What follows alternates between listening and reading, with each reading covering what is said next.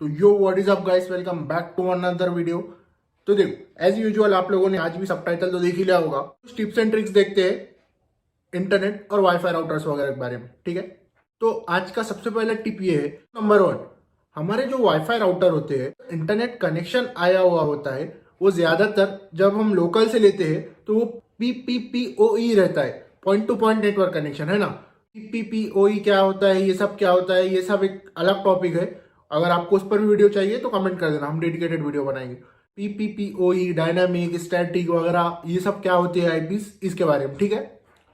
तो ज्यादातर ये कनेक्शन होता है ना।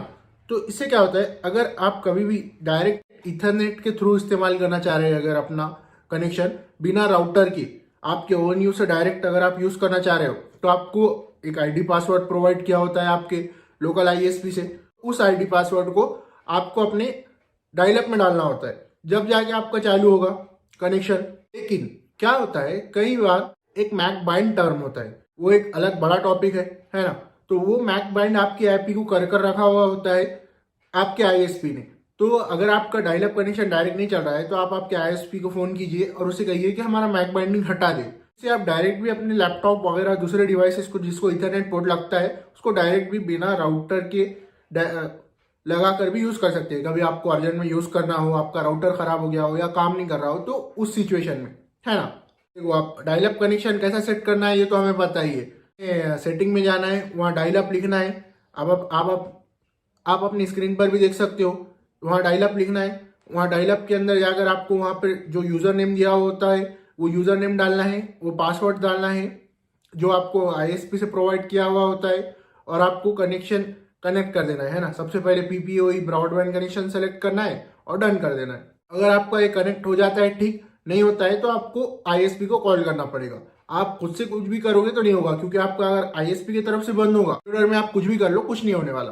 अब टिप नंबर 2 ये है कि आपको एक ऐसा राउटर लेना चाहिए जिस राउटर के अंदर सारी चीजें हो। ये इस पर भी डिपेंड करता है कि आपका काम क्या है। अगर आपका प्रोफेशनल काम है तो भी, और आपका पर्सनल काम है तो भी, मतलब आप अगर सोलो के लिए यूज करते हो, मतलब आप अगर सिर्फ खुद के लिए ले रहे हो तो आपको एक हल्का फुल्का राउटर भी चल जाएगा, लेकिन वो भी डुअल बैंड होना चाहिए। लेकिन उसमें भी आप प्रोफेशनल काम करते हो सोलो में भी, तो भी आपको अच्छा राउटर चाहिए ही चाहिए, है ना। अब देखिए, आप प्रोफेशनल काम और पर्सनल यूज दोनों के लिए भी अगर आपको राउटर चाहिए, तो अगर आपका घर या जो भी घर स्टूडियो वगैरह जो भी बड़ा है, तो आपको चाहिए कि आप डेको की तरफ जाए, है ना। आप डेको लेंगे तो ज़्यादा फायदा होगा, क्योंकि आप कितने भी डेको सेम नेटवर्क पर कनेक्ट कर सकते हो। आपको अलग अलग नेटवर्क नहीं मिलेंगे। डेको और राउटर में फ़र्क तो पता ही होगा आपको। उसकी शॉर्ट समरी ये है कि डेको में जो है एक ही नेटवर्क पे देखो, हमारा जो सादा राउटर होता है, अगर हमें उसकी रेंज बढ़ाना है तो हमें एक्सटेंशन या एक और राउटर लगाना होगा। तो उसकी वजह से हमारे क्या होगा, हमारे राउटर की खुद का एक नेटवर्क भी बनेगा, और जो राउटर को एक्सटेंशन लगा हुआ है उसका अलग एक नेटवर्क बनेगा। लेकिन डेको में क्या होता है, आपको छोटे छोटे बॉक्स मिलते हैं, आप स्क्रीन पर देख सकते हो। ये सॉरी, बॉक्स नहीं, ये भी राउटर होते हैं। इन राउटर्स को आप अलग अलग जगह सेट करोगे तो ये एक म्यूचुअली कनेक्टेड नेटवर्क पे काम करते हैं, जिससे ये इनकी जितना भी रेडियस होगा वो पूरे रेडियस में एक ही नेटवर्क चलेगा।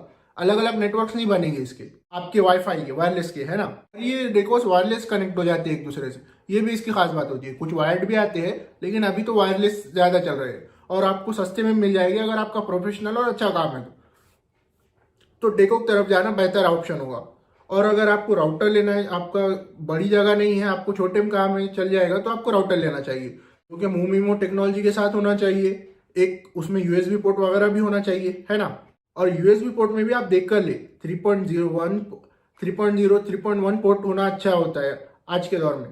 आपको ये राउटर्स भी एक एवरेज रेंज में मिल जाएंगे।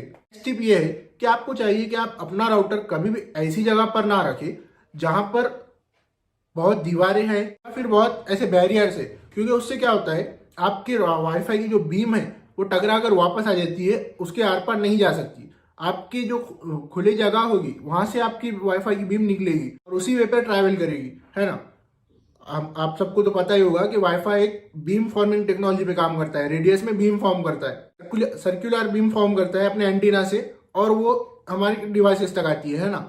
तो इसकी बीम दीवारों के आर पार नहीं जा सकती। तो आपको चाहिए कि आप जब भी वाईफाई आपका जहां भी ONU के साथ वाईफाई सेट करें फर्स्ट वाईफाई, तो उसको उसको ओपन जगह पर ही रखे, और या फिर ऐसी जगह पर रखे जो खुली खुली हो, है ना। और उसको ज्यादा से ज्यादा हाइट पर रखने की कोशिश करें। हाइट पे रखने से क्या होगा, आपको नेटवर्क और अच्छा देखने को मिलेगा और आपकी नेटवर्क क्वालिटी और अच्छी मिलेगी। तो देखो, अब नेक्स्ट टिप ये है कि सिग्नल कैसा बूस्ट किया जाए। अगर आपको वाईफाई का सिग्नल थोड़ा बूस्ट करना है, इससे ज्यादा तो फर्क नहीं पड़ेगा, लेकिन थोड़ा सा आपका वाईफाई सिग्नल बूस्ट हो जाएगा, तो आपको जिस भी डायरेक्शन में अपने वाईफाई का सिग्नल बूस्ट करना है, तो आपके वाईफाई के एंटीने को ऐसा एक कैन, ये कैन है, तो इस कैन को ऐसे इस तरीके से काट कर आप इसका ऐसा एंटीना बनाकर उसको उस डायरेक्शन में रख दी जिस डायरेक्शन में आपको रेंज चाहिए, है ना। तो ये भी एक तरीका ज्यादातर जगहों पर काम कर जाता है। अगर आपके पास कैन नहीं है तो आप सिल्वर फॉइल का भी यूज कर सकते हो, है ना। सिल्वर फॉइल को भी आप ऐसे ऐसे मत लगाना, ऐसे आप उसको एंटीना पर लगा सकते हो, है ना, इसमें होल्ड करके।